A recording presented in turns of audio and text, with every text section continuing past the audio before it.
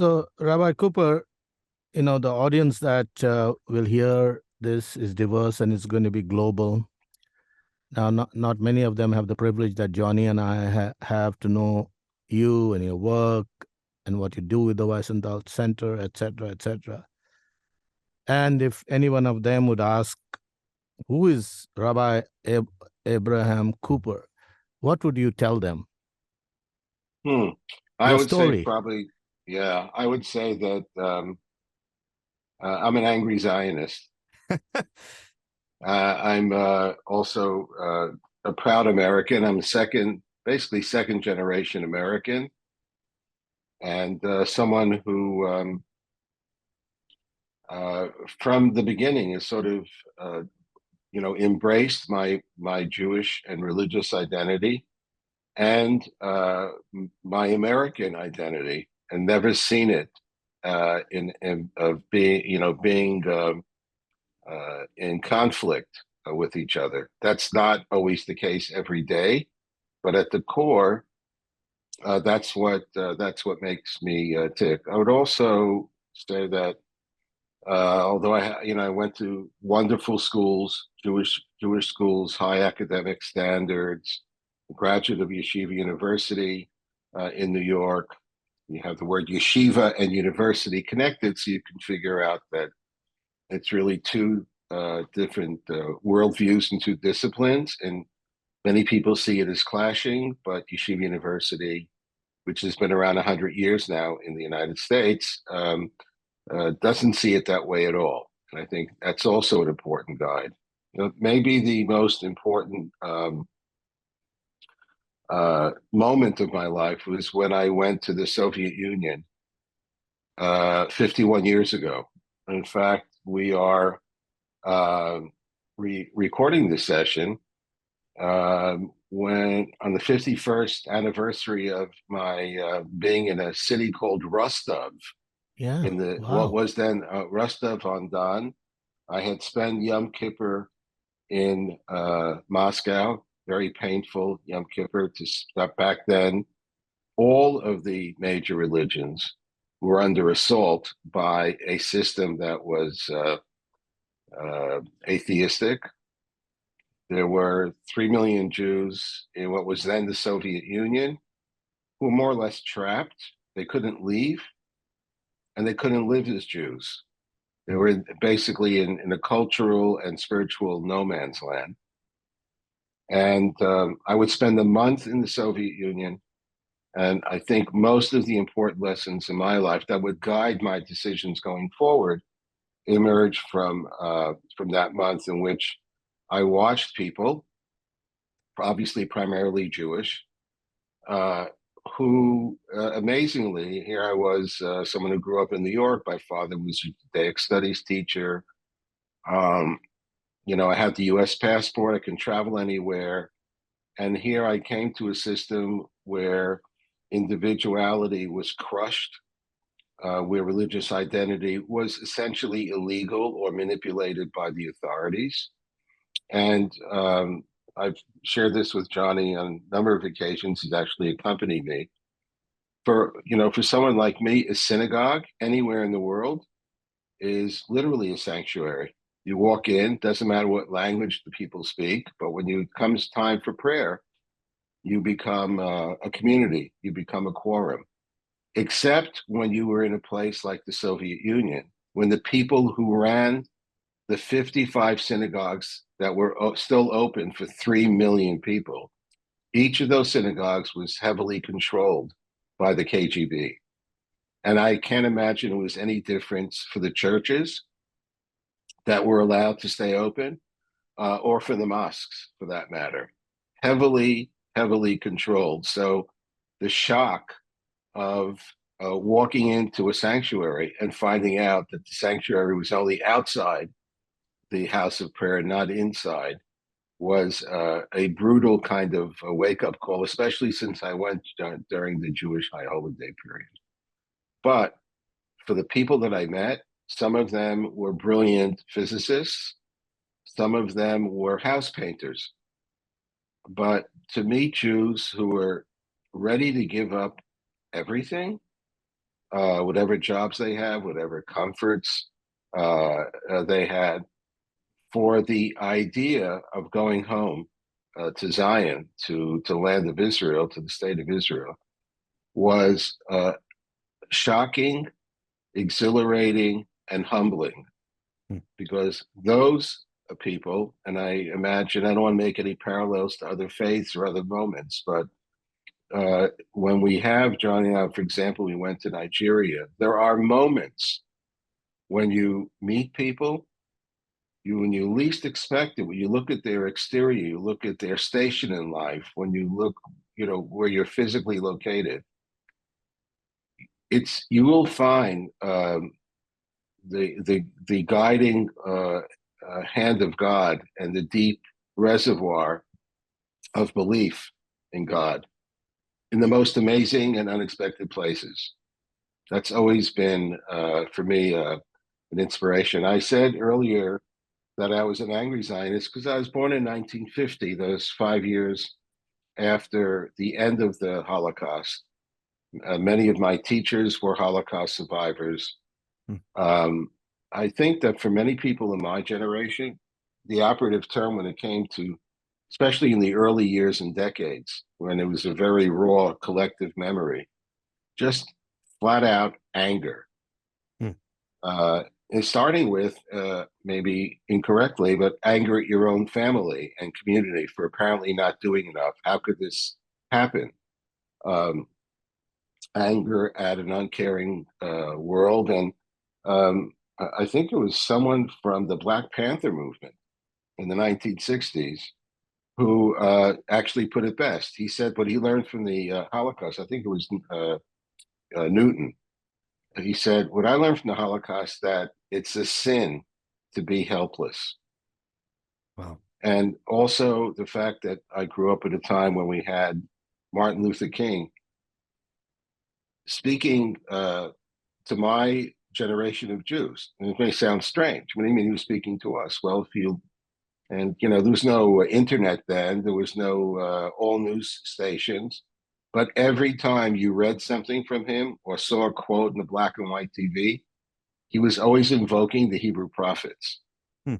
So you had someone who would emerge as a central figure in American life who was speaking to us. And by the way, he was one of the first American leaders before the Jews to speak out on behalf of the Soviet Jewry.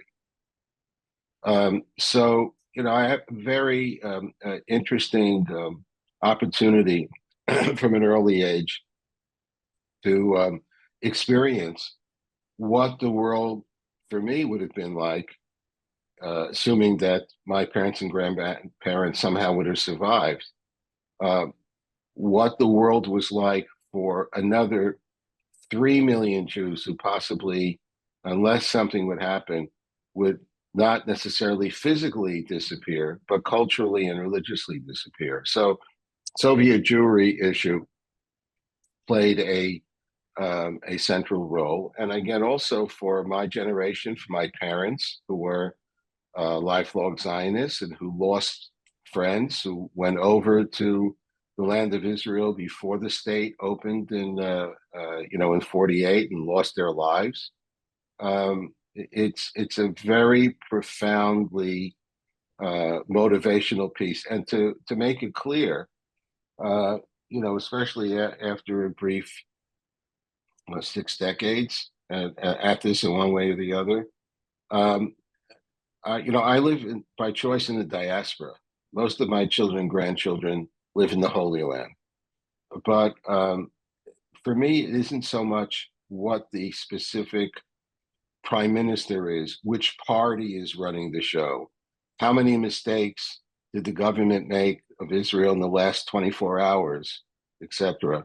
Yeah, those interest me, since I have 8 grandchildren in Jerusalem. But what I'm really put front and center to my own priorities is to defend the idea of Israel, the right of the Jewish people to have a homeland. And also, the Torah teaches us that we're not to worship states. There are no perfect specimens of individuals, let alone countries. So it's a matter of the dignity of the Jewish people and the right of the Jewish people to stand up. And one other comment, because I know, I'm speaking to the premier audience. When I was a little kid in the summers, we used to go to a place called Rockaway, New York. It's right on the water, Atlantic Ocean. That's where the poor Jews, Irish, and blacks went. We couldn't afford to go up to the mountains. When my father was a teacher, just we had a blast. But I remember on one street, someone obviously owned a lot of real estate, donated an entire block for houses of worship. Wow. That means it was donated for a beautiful synagogue that I remember. Maybe I was 6 years old, 7, and there was a Catholic church. First one I saw, men used to have weddings in there, in back, and a Protestant. I have no idea, but I know one thing. I don't mean any disrespect. When I walk with my beloved grandfather or grandmother and they passed that church, they spat at the front door of that church. Wow. Because they had to flee Eastern Europe because of, unfortunately, primarily, before the political stuff set in, religious-based bias, denigration, and isolation, and worse, physical intimidation, violence, pogroms. This is before Nazis. That came from believing Christians. So, and if you were caught in the wrong side of the street, let's say around Easter time, and you were Jewish, you should have had your running shoes on, because it was never pleasant. And some of that was transposed, to the streets of New York, but it really wasn't the same. I bring it up for two reasons. Number one, when we deal with the Vatican a lot, and they did come up with encyclicals after the Holocaust. Pope John the 23rd, Pope John Paul II. I've met with the current Pope 3-4 times already. Anti-Semitism, respect for Judaism. This is all relatively new, maybe even revolutionary. There are other churches. I would say one of the most important umbrella groups for Christians in the World Council of Churches. I don't think that the Holocaust ever registered with them. Not really. And that's too bad. Now, that doesn't mean that thousands of churches that they claim come under their umbrella, individual churches with individual spiritual leaders and guides, haven't. But the fact is, don't talk a lot about it. And it's not really a big motivator for me, because I'm lucky to live in a different time. If I was with my grandfather right now, he wouldn't be spitting in front of a church. If I was with my grandfather right now, he would explain to me that, yes, you can go into a mosque because there are no images there. So what I learned from my parents and my grandparents is not to hate individuals and not to make assumptions about anyone. But on the other hand, their experiences and what drove them to come to the shores of America, white privilege with maybe $10 in their pocket, back in the late 1800s and early 1900s, of, relocating to, we remember collectively and familiarly what it was like to be a refugee in a new country where you not know language, where people worked on Saturday, where many people just offloaded their religious identity as soon as they got to Ellis Island. So I understand where they were coming from. I also know, by virtue of the values that they lived by and taught me, that this wasn't about hating individuals. This was a matter of, there were times in our history when Jews were helpless, where they had to rely on either guile or the mercy of the ruler, or, after it happened throughout the Middle Ages, after the coffers went empty, let's say in places off of the Rhine River in Germany, they kick you out in 1217, bring you back in 1223, because they needed to be able to tax the Jews. So, and I think that's the other piece about the United Kingdom, about France, about the United States. There's three examples, totally different locations. But nonetheless, each in their own way has generated fundamental values about personal freedom, about individual rights in a society. This is relatively new stuff historically. And of course, you can understand that groups like Jews and others who were fleeing tyranny, etc., ran towards this idea of America because in America, you could more or less be yourself and actually have uh, not only a spiritual autonomy, but an economic autonomy and a communal autonomy, generally not available before. Rabbi, thank you so much. I mean, we hear you, and thank you for giving this uh, history and this perspective, and the fact that which you just mentioned, that these values of freedom and the values of human dignity and democracy and all are all recent. I mean, the span of history are recent developments here in Europe. And you also referred to the fact of the Jewish heritage, where you know you will not give to the state the same worship and place as you give to your God. Uh, and we live in a day now, wouldn't you agree? And I would like to hear a response, where so many states are arrogating themselves to the place of God, Yes. demanding subservience, and if you don't, then you're marginalized, you become anti-national, against the state, and this slow but sure decline of states and the political apparatus, whereby the state wants to usurp the place of God, which is not a biblical idea, and Christians should have never got into Christian nationalism and all. But still, isn't that a sad development in recent times? I think you're 100% right. It's also paralleled by, ironically and paradoxically, the fact that spirituality, spiritual values, belief in God, living life by those values in the West and in many places around the world has has slowed or is beginning to evaporate. So it's interesting. The reason I'm smiling at this end of this audio podcast is that in about I think 3 weeks I'm going to be speaking at the United States Air Force Academy. I visited there before, and I'm just 4,000 young people, many of whom have already sort of made a decision they're going to be willing to die, for their country. They're going to school. They're still youngsters. So I'm at a conference and I will be speaking about what Xi, Stalin, Hitler, and Mao can teach us about God. As a Excellent. it's kind of like, if you will, it's like You're going to give a us a wake sneak up preview, call. Rabbi.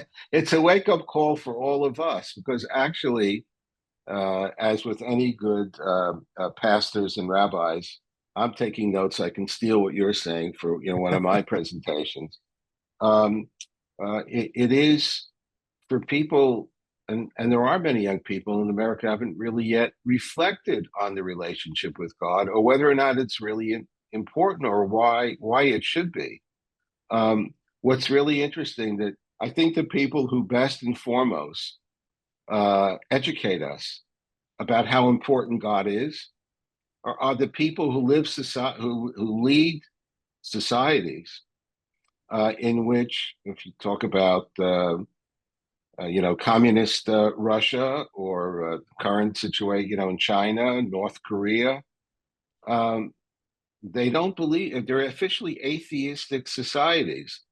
And even when I was there back, a generation ago, I was wondering, like, what do they care about some old Jews who are going to synagogue, or those elderly ladies who were shocked to see a New Yorker with a yarmulke in the middle of their church? I don't think they ever recovered. But like, what's the big deal of allowing people to go in for a mass on a Sunday morning? now with Xi, the destruction of the churches that they previously allowed to be built and what they're doing to the Uyghurs, do they really like care? Are they scared? Are they worried? You can go all the way back, I think, to Pharaoh. They got, around the most advanced civilization of the day. And when Moses and Aaron came and he said, God, Elohim, looked him up in the yellow page, he wasn't listed among the hundreds of gods that he had heard about, but Pharaoh was the God. So the idea that above all of us is a power that is ultimately, in our faith, is the ultimate source of life, the ultimate judge, our Father in heaven. That idea is an anathema to the Stalins, the Shis, and whenever, from Pharaoh till right now, you can see it, that their worry about God, because God is the last stumbling block to them basically being a God. So I think in some ways, especially those of us who are lucky enough to live in democracies, and now we have social media, and I think you can now watch football matches 22 hours a day around the world if you pay for the right services. So like Yes. who needs a church or a synagogue or a mosque? I mean, there are so many distractions from that. The whole idea of embracing spiritual values, which means you're prepared to give up some what seem to be really nice enticements and swim against the tide when necessary. Um, it's sort of, I would say it's the X factor that now for those of us, I think who are lucky enough to embrace the spiritual values of a faith, not because you're standing up against anyone, but because you're embracing what God wants of us. Micha's famous last statement. I was at St. Stephen's College in Hong Kong. It was a beautiful school, opening one of our exhibits, and there in the gym, was the quote from Micha, because it's really simple. What does God want from us? He wants us to be good people and help others who need help.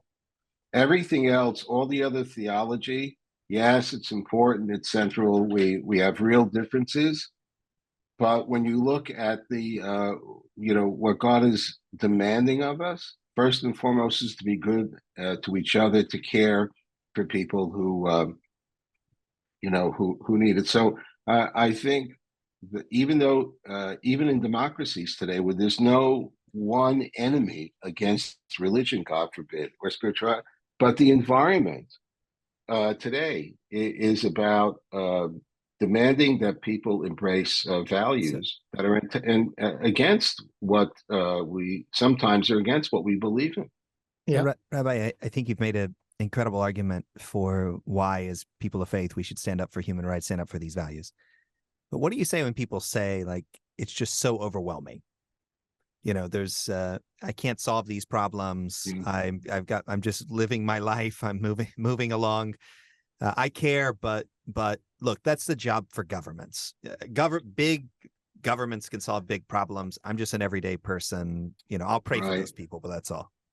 Right. So my friend Johnny Moore, I'll tell a secret about him, is on occasion I see him going around with some Hebrew texts. One of them is Ethics of the Fathers, which is beautiful, basic sayings. Again, don't need to be a PhD to understand them. But in the Ethics of the Fathers, one of the great rabbis said, Lo alecha hamalacha ligbor. It's not up to you to sort of take all of the problems of the world, identify them, and defeat them, and etc. No, there's no way any one individual could do that. Velo ata ben chorim, but that doesn't give you a free pass to walk away from those challenges. So I would say two things. Number one, I think it's the value system that motivates me is just that. It's a value system. It's what kind of glasses you have on to be sensitive to an environment when you walk in to a room or into a community, or even reading the newspaper. What's going to catch your eye? What motivates you? I've always wondered, before I met you, and now I'm lucky man that I know you. I always wonder, since I traveled a lot over the decades for the Simon Wiesenthal Center, why would anyone in India care about what any Jew had to say about anything? They got like over like 2 billion people. There was never any anti-Semitism there. And yet, wherever I went in the world and whenever I traveled to and through India, it was amazing to see how people who lived a different faith system had this, profound curiosity. And so the way I would spin it is, and here's the second point, and this is also everything about Judaism. There's the autonomous individual, and the ethics of the fathers is saying you have to have an attitude that don't throw you up with your hands. Why do you think God put you here? You're a junior helper to the good Lord. So roll up your sleeves and get going. But the other piece of this is that we're part of something bigger. We're part of a nation. In the local context, we're part of a community.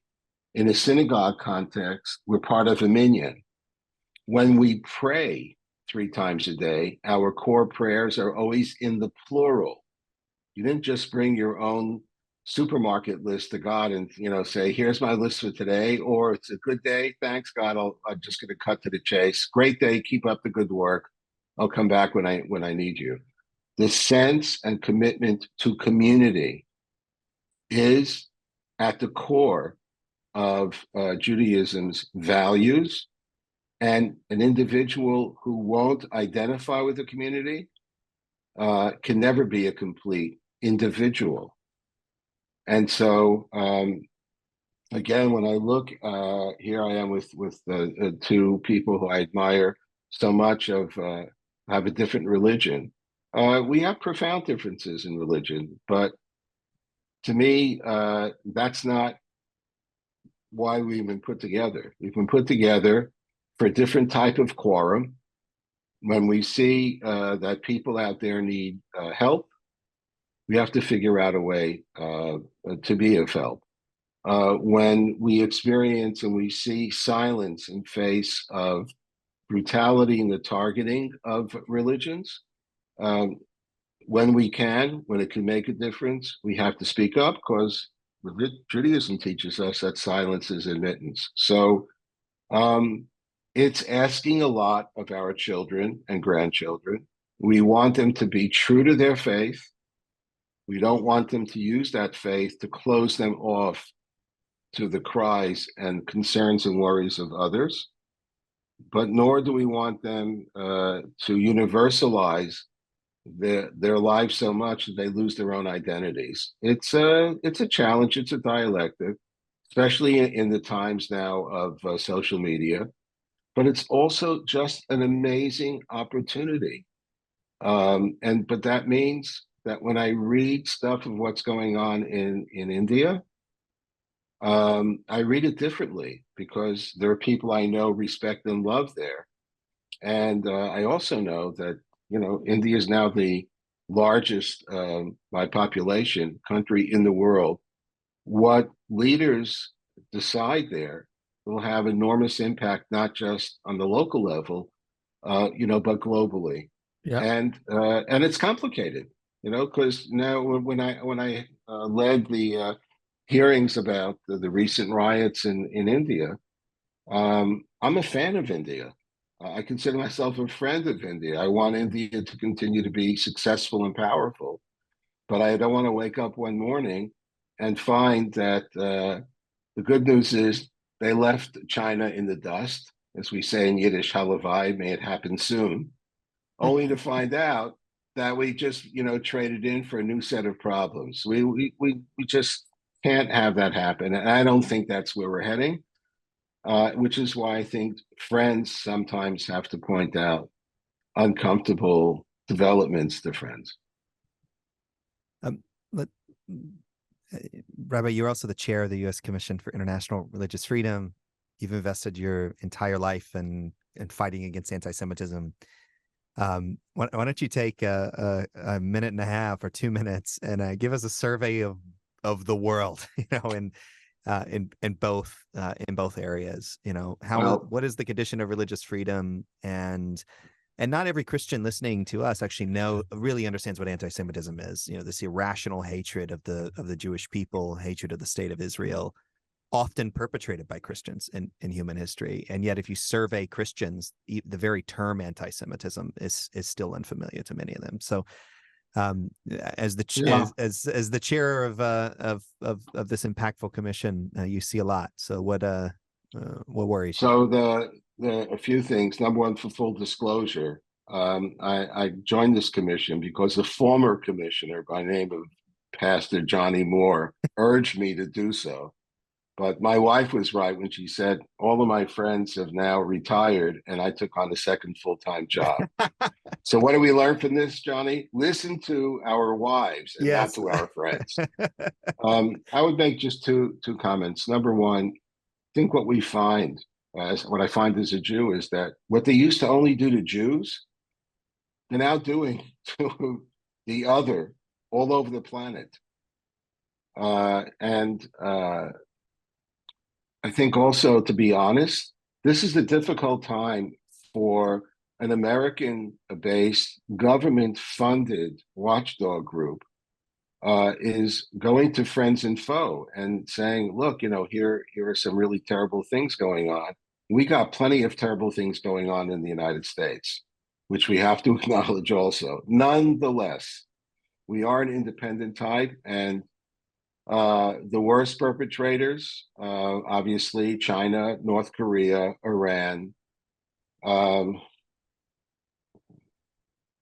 Cuba, Nicaragua, and a country very close to our hearts and minds for Johnny and myself, Nigeria. We have a slow motion genocide going on. And yes, it's important. And every time we've met with popes, my mentor and my boss, Rabbi Marvin Heyer, would, in his 3 minutes that you had with any pope in a private audience, would say, in your holiness, you have our commitment at the Simon Wiesenthal Center. We're going to continue to speak out against the targeting of Christians around the world. Just now, I was in Jerusalem a few weeks ago. We met with he was, I think by now, or is about to become the Latin Patriarch, the Cardinal, Pizzaballa. I think part of it is like he's shocked there are 3 rabbis sitting with him in the old city of Jerusalem, talking about the targeting of Copts in Egypt, etc. It's one of the things as Jews we often scratch our heads about, and you don't have that same connectiveness within Christendom. Whereas if there's a Jew hurting, in Timbuktu, there's a Jew in Toronto who's worried about it. That's sort of built in because we're not just a people, we're also a religion. We're not just a religion, we're also a people of, I guess, the closest thing would be in Islam to Ummah. But even though you have Ummah, the Islamic violence and terrorism, is shocking. The numbers are shocking. The targeting of Muslims at prayer by other Muslims is absolutely, shocking.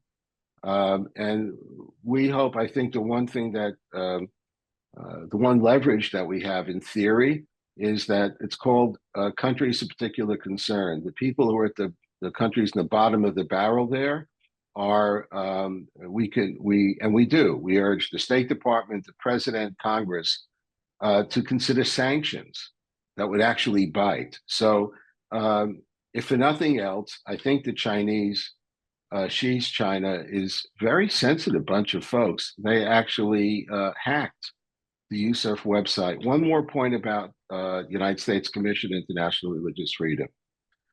We have a great staff, and I learned that they compiled a list of over 2,000 prisoners of conscience, religious prisoners of conscience around the world. And if I've done one small thing for the commission during my tenure as chair, is we always have to put a human face on these issues. That means if we have 2,000 names, we're starting a process, besides publishing it on our website, of going to Nancy Pelosi or McCarthy. Here are 4 names. Okay, here are their photos. Help us save these people. Yeah. It's too easy. There are too many commissions that talk about freedoms and that talk about how terrible things are. I'm originally born in Brooklyn. I'm drawn like a magnet to people like you over in India. That means people who act, people who are trying to help other people. To march under banners, or the equivalent today of doing hashtags, very nice. What about 5 minutes afterwards? So I think that's what I learned from you, Surf. In terms of Jew hatred, anti-Semitism, a relatively new term. I love going to Asia all these decades because when I get off the plane, I'm not in Europe. With the exception of Mahathir in Malaysia, there's not really any sort of indigenous anti-Semitism. In India, when that horrible terroristic takeover in Mumbai took place, the people who I came and I ran the 1 year anniversary for Nine Faiths, everybody in Mumbai told me when they heard about the takeover, their first reaction was, why would the terrorists take over an apartment house? It didn't even compute that this was a Chabad house. They were targeting Jews. That's how alien it is to India. It's one of the reasons why I revere and love the people of India. Look, the Jews have been, especially in Europe, they've been the other for theological reasons. The early church, which was in competition, if you will, with Judaism, but eventually the national churches in places like Poland and elsewhere, we were Christ killers. We didn't deserve to have a genocide, but we were there to actually suffer. And every time we suffered, the church leaders would say, you see, this is what happens to people who didn't accept Jesus Christ as their savior. That from that religious / eventually political core, emerged that in the Middle Ages, they started forcing Jews to live in ghettos. And the message was, you didn't deserve to live, together with us. And eventually it got to the Nazis and they just said, you know what, you don't deserve to live at all. That's, the idea of Jewish empowerment after 1900 plus years of being without a country, a collective language, Jews scattered to the 4 winds all over the world. I personally experienced with mountain Jews in Azerbaijan and all, wherever you went, when it came Sabbath morning or during the festival, to open the scroll of the 5 books of Moses, we were all reading the same text every single Shabbat, without phones, telegrams, printing press, let alone all that we have today. And what sustained us all these times has been our values. And I'm a staunch believer in 2 things. The vast majority, I think the operative word globally about non-Jewish people, about Jews, is not hate, it's curiosity. What are your values? What do you guys actually do in a synagogue? Why do people hate you? How come you suffered so much? How did you manage to get back after 2,000 years back to your ancestral home? And by the way, Jews in India who came from the tribe of Dan, many of them are back exactly in the same panhandle of the Galilee where their ancestors were before they made it, to India. It's unbelievable. I just think that my view, and Johnny knows this, if I'm dealing with an anti-Semite who's never going to change, I want to give him some good reasons not to like me. But overall, the real challenge here, besides fighting the anti-Semites and using the rule of law and persuasion and building out relationships and alliances and friendships, has to do also with standing up for yourself, and your values. I've been a little bit involved, and so is Johnny, in trying to deepen and sustain and expand the DNA of peace from the Abraham Accords. I Uh, believe that the most important thing we can do as Jews when we go to the go to the Gulf or to other places is be ambassadors for your faith. You know, I think 700,000 Jews and Israelis have gone to the UAE already. That's Fantastic. how Yeah. profound the curiosity is. And I tell my Jewish and Israeli friends, hey guys, what about the other side? You think maybe they're a little bit curious? Like, what motivates you? What are your Jewish values? Oh, you never thought about it? Here's an idea. Before you go and try to do business in the United Arab Emirates or Bahrain, maybe you should think about what motivates you as a Jew, because before the business deal, that's what they want to know about. Rabbi, and it's every time I speak to you, I learn all kinds of incredible things, and this has been an incredible conversation. So thank you for joining us.